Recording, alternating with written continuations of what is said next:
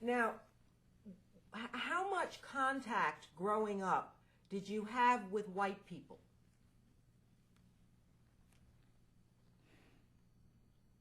I lived in Newark in a mixed neighborhood.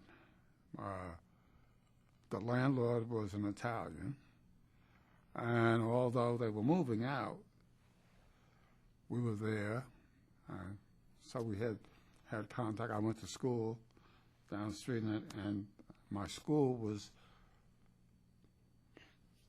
I think I was maybe,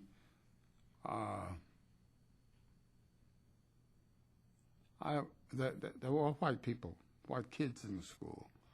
There was no kind of segregation like that. And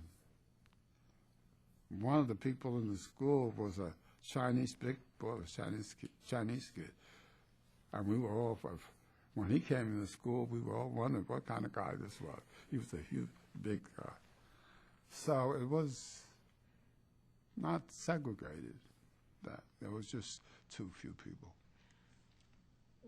Were you made aware when you were very young of your being black, being different from the white kids, or no? I must have been aware in Newark, there are two sets of things. Newark and East Orange are different. When I was in the Newark schools, what I became aware of, I must have been stuff, and this, the picture that stays with me today. There were a black girl and a white girl were buddies at school, which was kind of unusual. And the white girl had, hair tumbling over her, and the black girl, her mother, had tied her hair and pinned it. But the white girl was doing this, and the black girl was doing this all the time, imitation. And they had a falling out. And the white girl went to the teacher complaining. And the teacher said, "It serves you right. You should stay with your own kind." That struck me. So, And so this was the white teacher. Of racial, didn't racial that, but I was aware that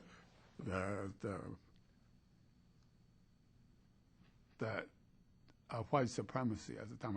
Couldn't the dedication of this country to white supremacy. But in terms of your relationship with your white classmates, they didn't treat you as if you were inferior. Oh no, because I was smart. I was the second smartest thing in the school. What did they do? I'm in the class. They weren't going to be able to do anything. And I had a good sense of humor. And the teacher, at least my 8th grade, was there's a difference between Du Bois and Booker T. Washington. And I had a teacher. Some of the teachers I came up were missionary types and pushed you and so on and so on. I don't think I was. I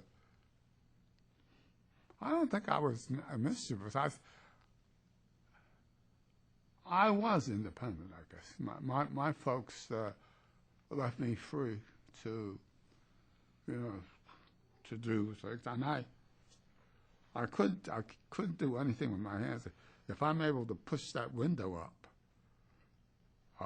that's an accomplishment. I wrapped something around my head. And I knew early on that I was not a person that was going to be able to be a farmer or a mechanic or so forth. I knew doggone well that I had to educate myself in some way. I mean, I knew that right fast.